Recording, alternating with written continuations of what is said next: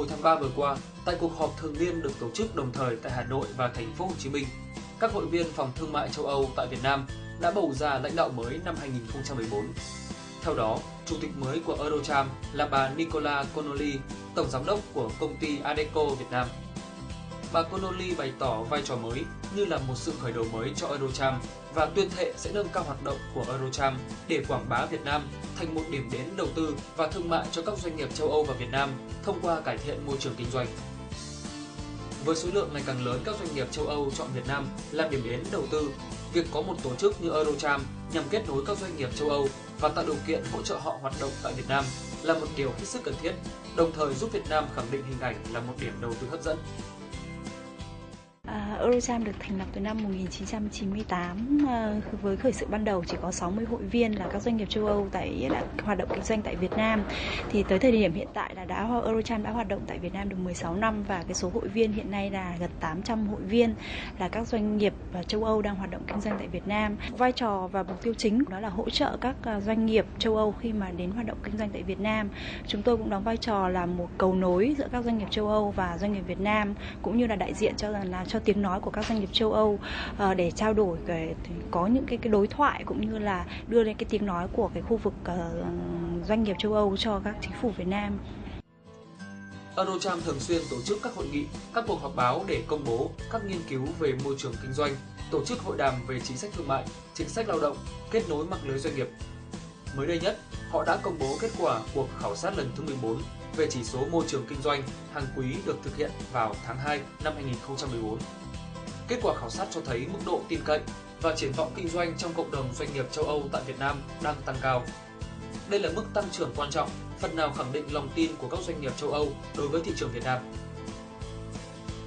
Eurocharm cũng tổ chức các sự kiện gắn kết các doanh nghiệp châu Âu và Việt Nam như triển lãm Greenpeace 2013 do Eurocharm cùng VCCI và Bộ Công Thương tổ chức mới đây đã kết nối được các giải pháp kinh doanh xanh giữa doanh nghiệp châu Âu với doanh nghiệp Việt Nam cũng như doanh nghiệp với chính phủ. Thông qua Greenpeace, các doanh nghiệp Việt Nam có thể tiếp thu nhiều thông tin và giải pháp công nghệ xanh, mà còn là cầu nối giữa các doanh nghiệp Việt Nam trong nhiều lĩnh vực và các tổ chức, công ty đối tác đến từ châu Âu. Bên cạnh đó, đây cũng là kênh đối ngoại quan trọng giúp các nhà hoạch định chính sách cấp cao của Việt Nam lắng nghe các chia sẻ của các chuyên gia trong nước, các tổ chức quốc tế, tổ chức xã hội dân sự và cộng đồng doanh nghiệp.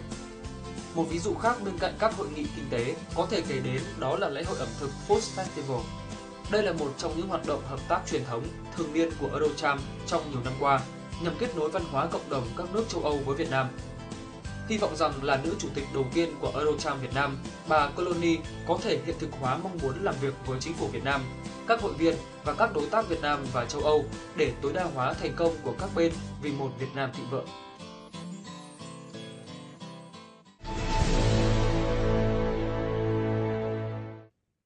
Và một tuần đã trôi qua và chúng ta lại gặp nhau trong chương trình Diễn đàn CEO trên kênh truyền hình VTV. Tôi là Hoa Lê. Thưa quý vị, được thành lập tại Việt Nam từ năm 1998 cho đến nay, Phòng Thương mại châu Âu tại Việt Nam hay còn gọi là Eurocharm đã và đang đóng một vai trò to lớn trong việc kết nối các cơ hội kinh doanh tại Việt Nam cho các doanh nghiệp châu Âu, giúp nâng cao hình ảnh Việt Nam là một điểm đến đầu tư hấp dẫn. Nhân dịp Eurocharm vừa tổ chức bầu ban lãnh đạo mới, chúng tôi đã hân hạnh mời đến trường quay bà Nicola Connolly, tân chủ tịch của Eurocharm. Và bà Connolly cũng đồng thời là tổng giám đốc của công ty Adecco Việt Nam. Thank you for being on our show today. Thank you very much for inviting me. Okay. First of all, congratulations on your recent promotion in the European Chamber of Commerce in Vietnam. On the event, you described your new role as a fresh start for the Eurocharm. So, what will be the theme of your term? I think one of the main things is I'm the first woman chair of Eurocharm. Yeah, we have also got a woman vice chair and a woman on the committee. So in the last, I think, 3 or 4 years, you know, we've gone from 0 women to 3 women on the board. So which is very good, especially women in leadership seems to be a hot topic in Vietnam this year. So it's nice that Eurocharm is leading the way. Yeah, I mean the fresh start is really about you know, internal and externally the organisation, looking at how we can work smarter and better for our shareholders, our stakeholders, which is obviously our member companies. So it's really having a clearer vision and objectives for the next sort of 2 years within Eurocharm. So I think, you know, the board see it is a fresh start. We've moved offices as well, so we have a nice new location and premises. So, you know, it's a lot of different things have happened over the last month. So we're sort of thinking, yes, it's a fresh start, and let's really, you know, get the objectives and really deliver over the next 2 years. So it means that you are quite confident about your new role in the Eurochamp to make it a better place for businesses. Yeah, I mean, I've been. I started off as a sector committee head, so I learnt the, how would you say, the background of Eurochamp, and then we have our vice chairs as well. So we're trying to make sure that everybody has a role to play. You know, and that is contributing to the organisations. Hopefully the outcome will be good as well. The first chairwoman of the Eurochamp, and as you said, the Eurochamp's board so far has 3 women, and I think that it will be a very charming change for the organisation. So, Nicola, we all know one of the Eurochamp's activities is publishing the Business Climate Index, or PCI, which is an indication of the members' view on the Vietnam business climate. So, Nicola, what is your remark on the Vietnam's business environment in Vietnam in recent years and the time to come? I mean, the Business Climate Index it's a quarterly report. I think we've been doing it for 16 quarters now. Yeah. So I think it started like 2010, so just before the global economic crisis. Yeah. If you look at the last quarter, the report is 59 out of 100 for Vietnam. So it's slowly on the increase. The last 3 quarters have been below 50, you know, 40, 49, 48, or just a little bit above 50. So that's a big concern. I know that we've had phone calls from various ministries, because we obviously share that with the government and the National Assembly. So I know that there was some phone calls, you know, asking us to really just give a bit more details on what's the sentiment from FDIs in Vietnam. So it has been very low. You know, below 50 is not a good sign. Yeah. The good thing about the questions, we ask about 10 questions, is that nobody's looking to move, but it means that they may be not looking to invest more in Vietnam, which is a concern, you know, also because, you know, companies need to be continuously adapting their businesses and updating their technologies. So, you know, what we're starting to see now is that people are looking at bringing in additional investment into Vietnam, which is what we want to see. So, yeah, I don't think it's going to get to the heydays of, you know, 70s, 80s and until the next couple of years, you know, because we've got to make sure that inflation is kept under double digits. But I think it's a good sign, you know, it's come at the right time, you know, it's a new year, you know, it's after Lunar New Year as well, so I think people are a little bit more positive doing business in Vietnam.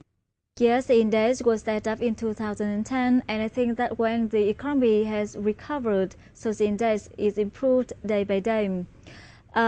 So what are the biggest challenges for the European companies operating in Vietnam?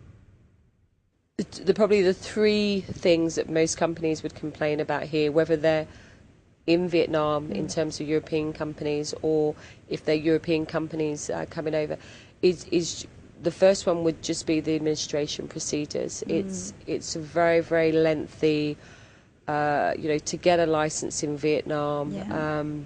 It takes, I would say, I mean, I've launched a couple of businesses in Vietnam. You know, it's taken up to a year from the date of submission.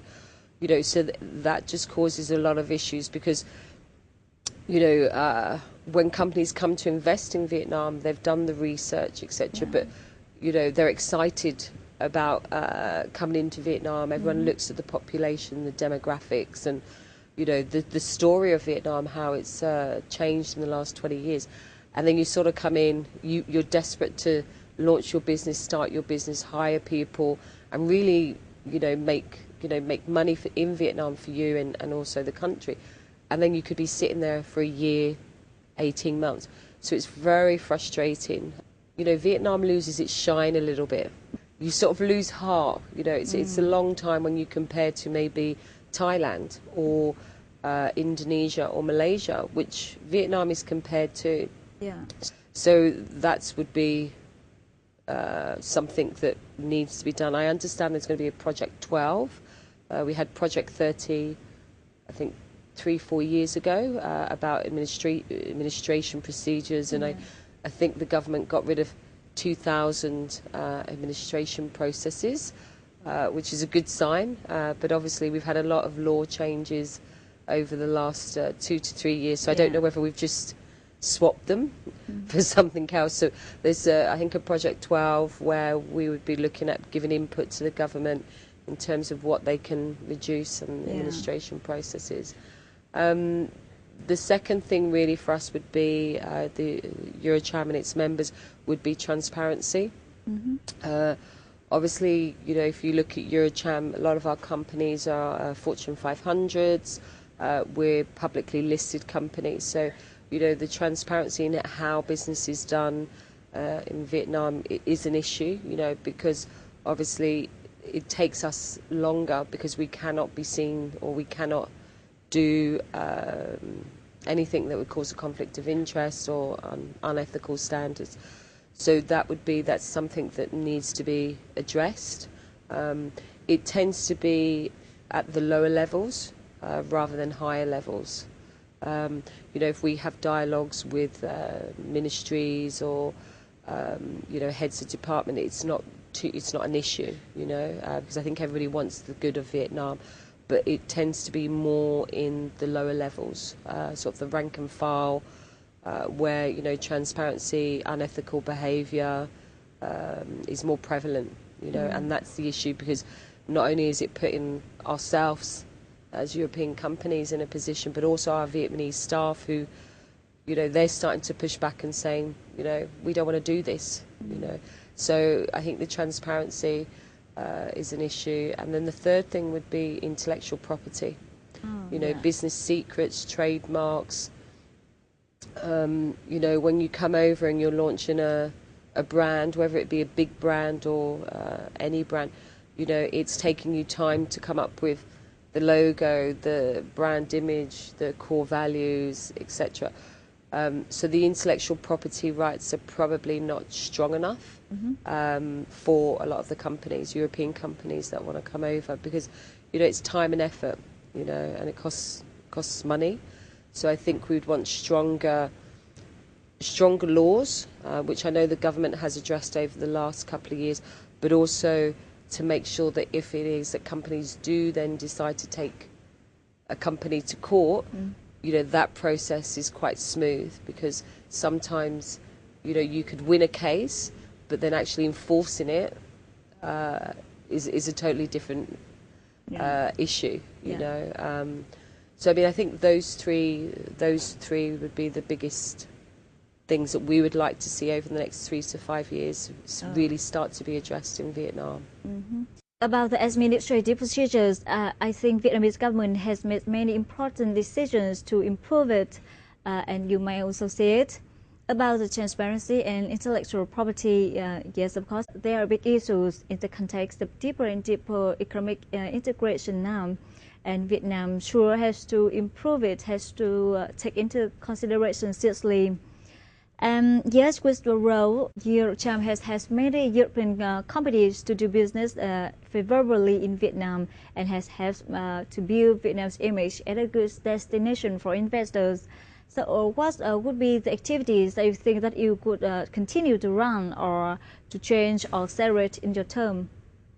I think this term for Eurocham, if I probably look at it two ways, for Eurocham, I think we have a very good brand.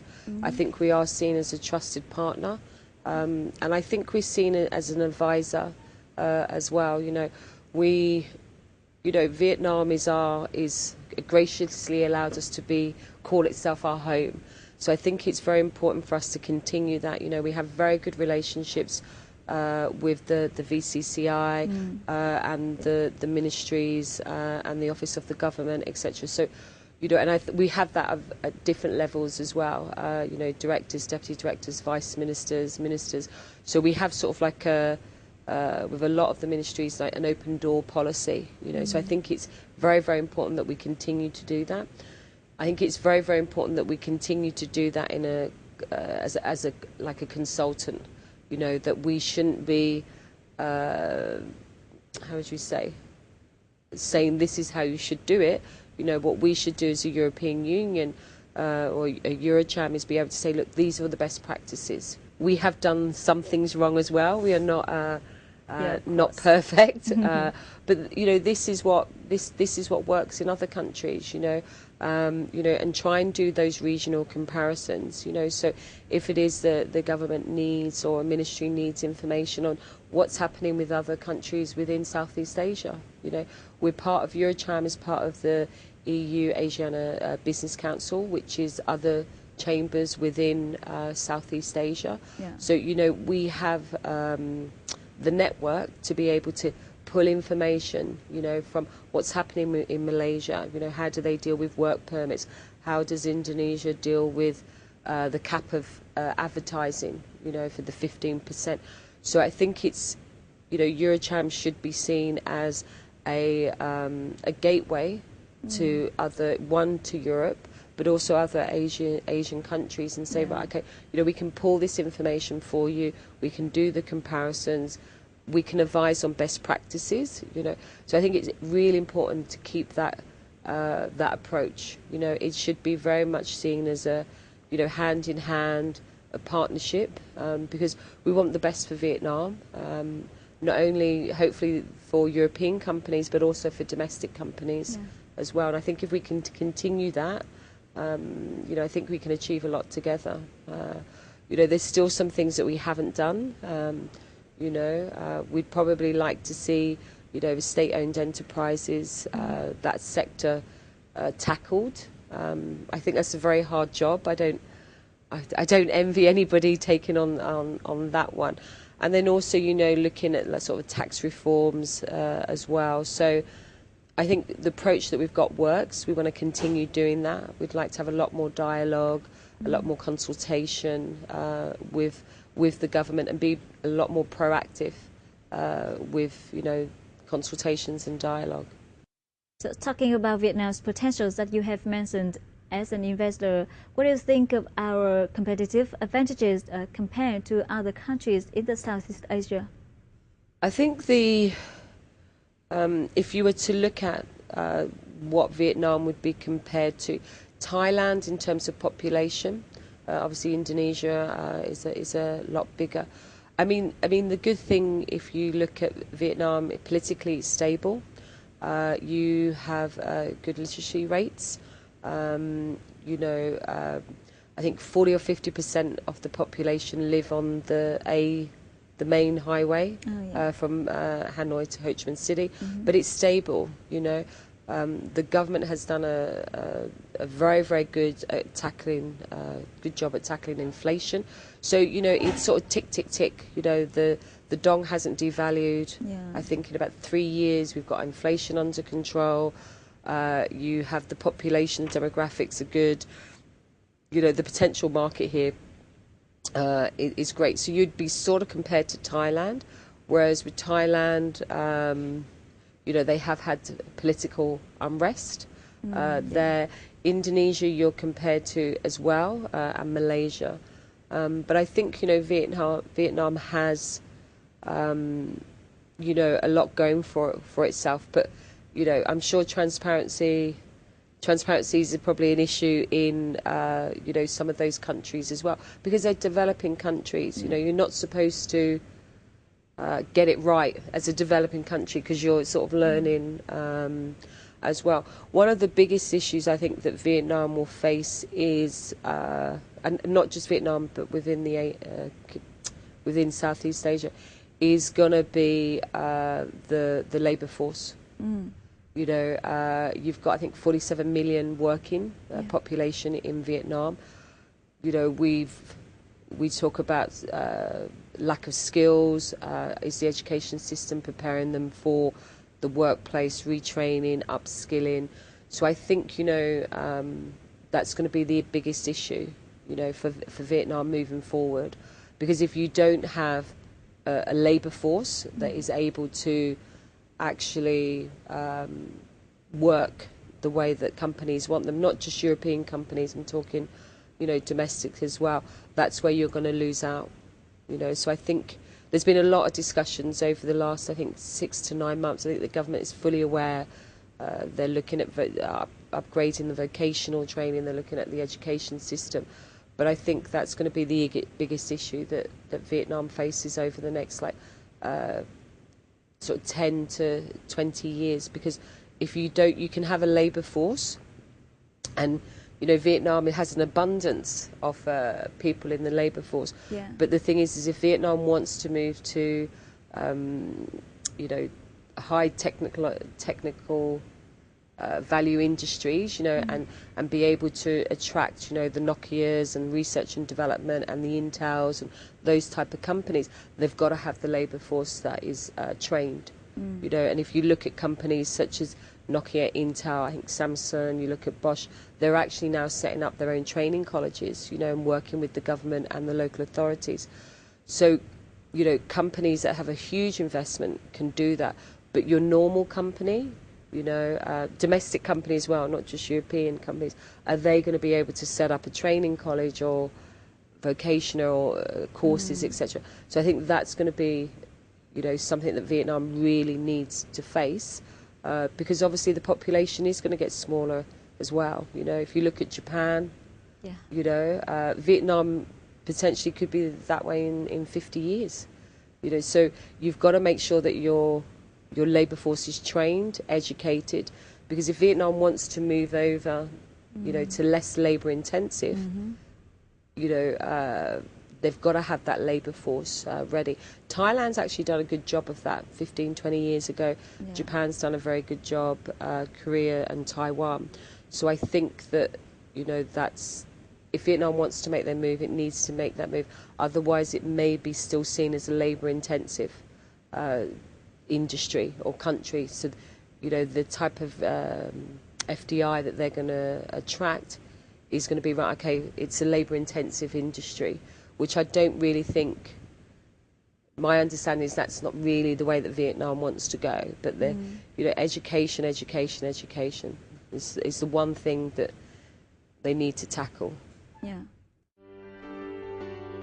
Việt Nam và EU bắt đầu đàm phán cho Hiệp định Thương mại Tự do FTA bắt đầu từ tháng 6 năm 2012.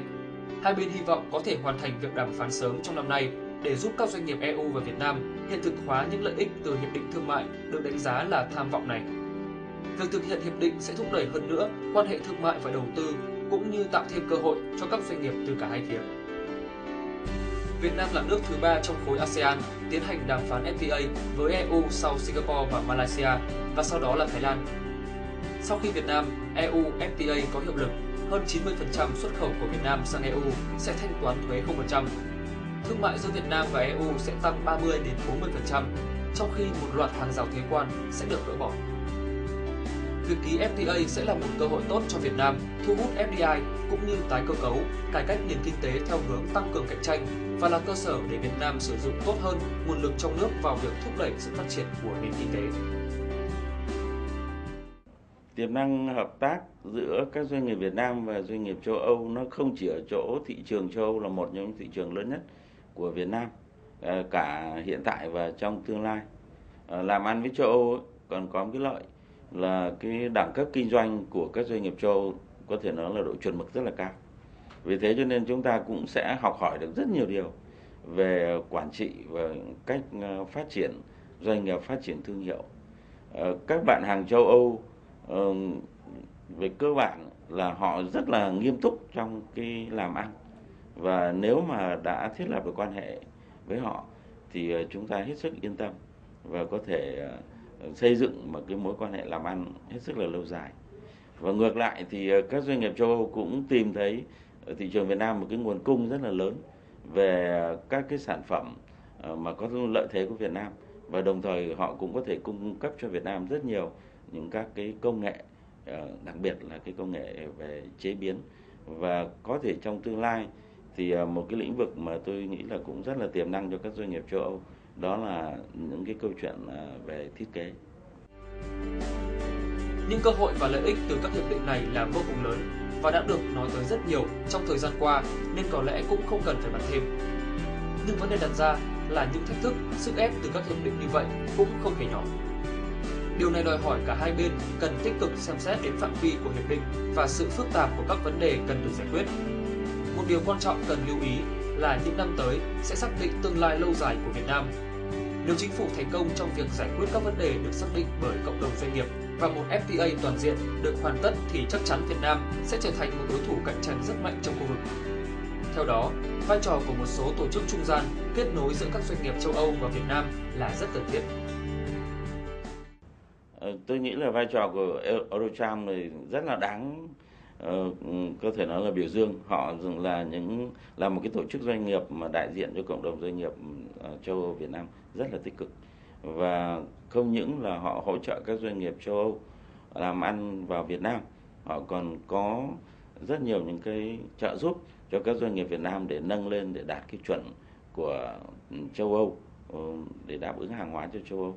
Đồng thời họ cũng là một cái tổ chức mà góp ý rất nhiều những chính sách tốt để mà chúng ta có thể hoàn thiện dần cái thể chế kinh tế thị trường của chúng ta. Đối với cả các doanh nghiệp châu Âu đang hoạt động kinh doanh tại Việt Nam thì chúng tôi cũng gặp có một số những cái khó khăn, ví dụ như là về lĩnh vực về thuế, hoặc là những cái khó khăn liên quan tới cái thực thi về những cái quy định pháp luật tại ở các cấp địa phương khác nhau, cũng như là những cái thủ tục về mặt hành chính.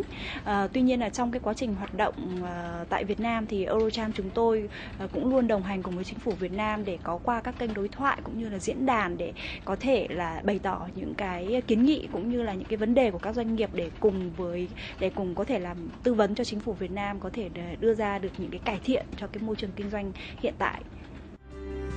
Việt Nam và cộng đồng châu Âu đã chính thức thiết lập quan hệ ngoại giao vào ngày 28 tháng 11 năm 1990. Kể từ đó đến nay, quan hệ hai bên đã đi vào khuôn khổ, phát triển nhanh chóng cả về chiều rộng và chiều sâu.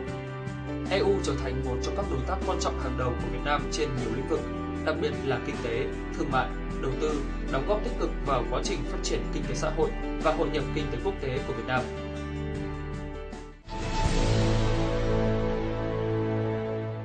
So one of the big issues this year is the completion of the FTA between the European countries and the Vietnam.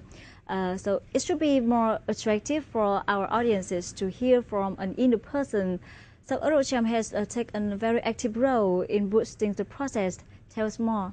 Yep, I mean, as part of the free trade agreement that with Vietnam and the European Union, we've been working with the EU trade commissioners for, I think, since 2012. Yeah. So we've been having regular dialogues with them. There's been about 6 or 7 rounds. The last one has just been in March in Hanoi.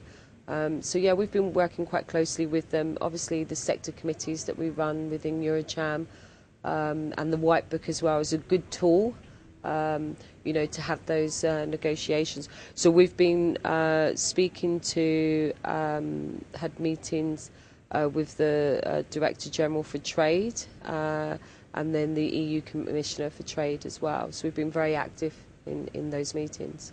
What are the potential prospects for the businesses between the two countries once the FTA is signed?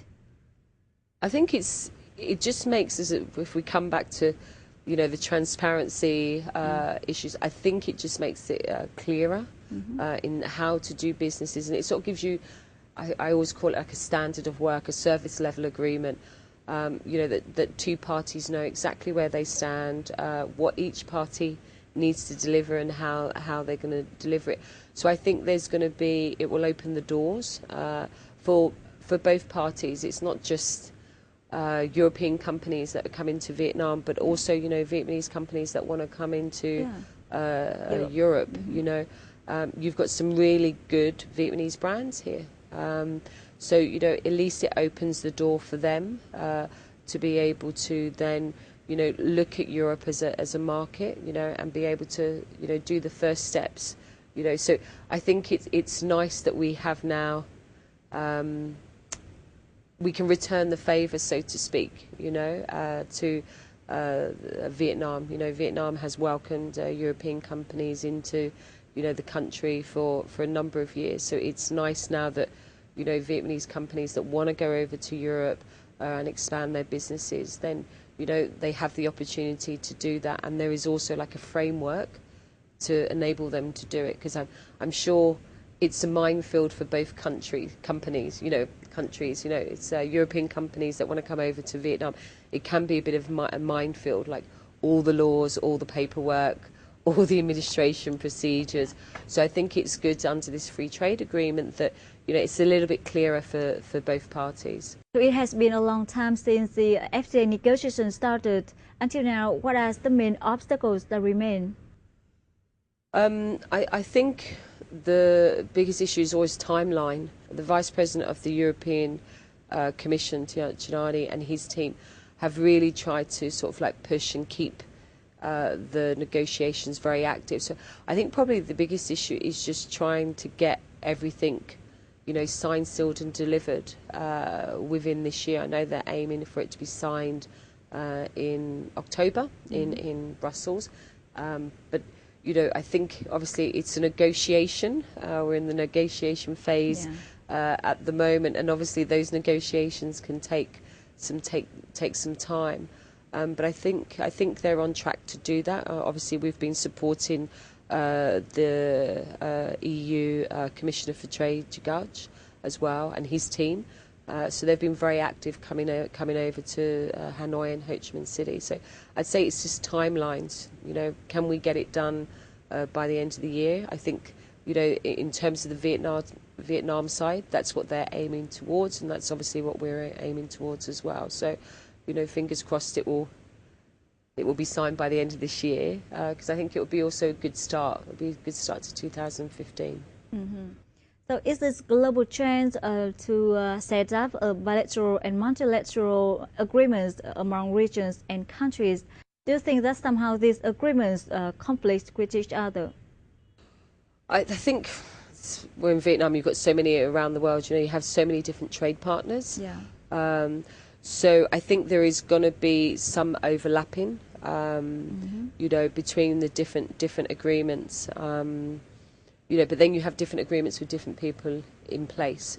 So, I mean, there is always, when you deal with a lot of different shareholders, a lot of different stakeholders, a lot of different business partners, you are going to have some overlapping, and I think that's just the way that it is, but I don't think there's probably going to be too much difference between all the different trade partners. We talk about the Eurocharm and the FTA, and I think that we should move to another issue that will be more interesting to audiences. I think that is your life and your own career in Vietnam. So I've known that you've been here in Vietnam for 10 years, and it's quite a long time. So tell us more about your experiences living here. What are the biggest changes in our country for the past years? Yeah, I think I celebrate my 10th anniversary in June, which is good.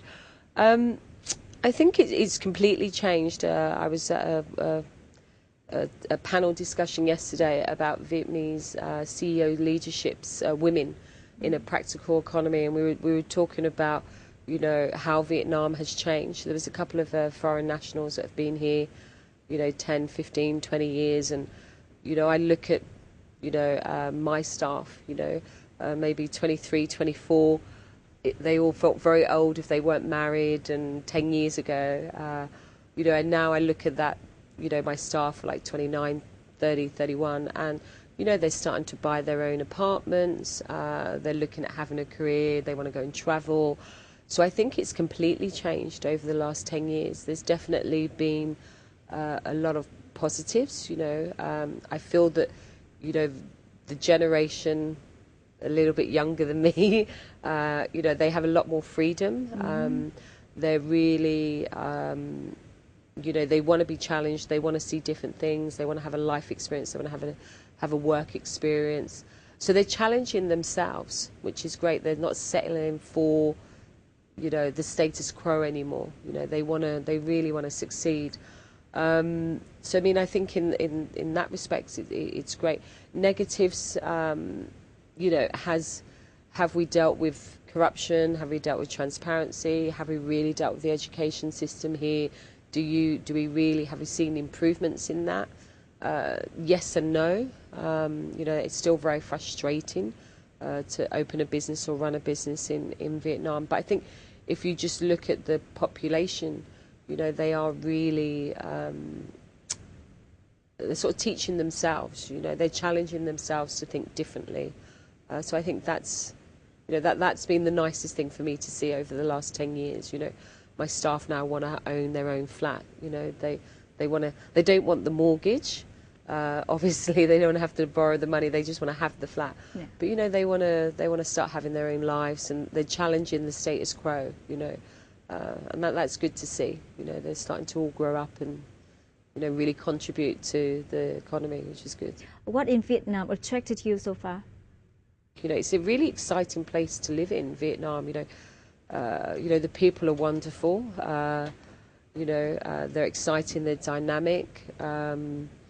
But they challenge you, you know, they want you to strive to be better and to do better things. So, you know, for people like myself, and I think for speaking on behalf of the rest of the committee, you know, that's why we do what we do. You know, we want to make a difference. You know, Vietnam's a wonderful country. You know, I've been very, very fortunate to live here for the last 10 years, very fortunate of what I've achieved. It's been hard work, but, you know, I don't know whether or not, you know, I would have got to the same if I'd stayed in England or if it had been a different country. And that's what we're aiming towards. So I think that's, you know, really, you know, why we're here. Definitely for me, you know, I fell in love with the country, the people, you know, and for me personally, I'm doing stuff I've never would do anywhere else in the world. And that's part of the issue for me, whether you know, if I ever was to go, where would I go? Mm-hmm. You know, because it's been an amazing journey here, you know, and I think the best is yet to come. You know, for Eurojam, it really is the best is yet to come. So I'm really looking forward to the next 2 to 3 years. Get the organisation shipshape. There's 3 women, 13 men. Yeah. So they say that 3 women, it's critical mass to get things done in a board of directors is 3 women. Yeah. So we have the right number. So now it's just we've got the strategy, the objectives, and getting everyone to deliver it. So yeah, it's going to be fun.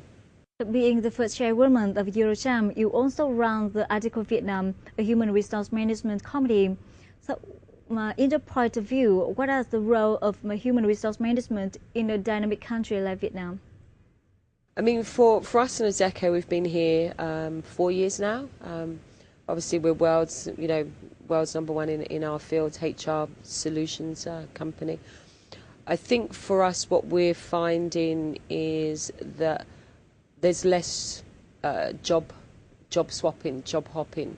You know, I think people are being a bit more realistic about their skill sets. People are being more realistic about salaries. So, you know, the market's actually becoming a little bit more mature, which is good. It's still what I would say candidate-driven market.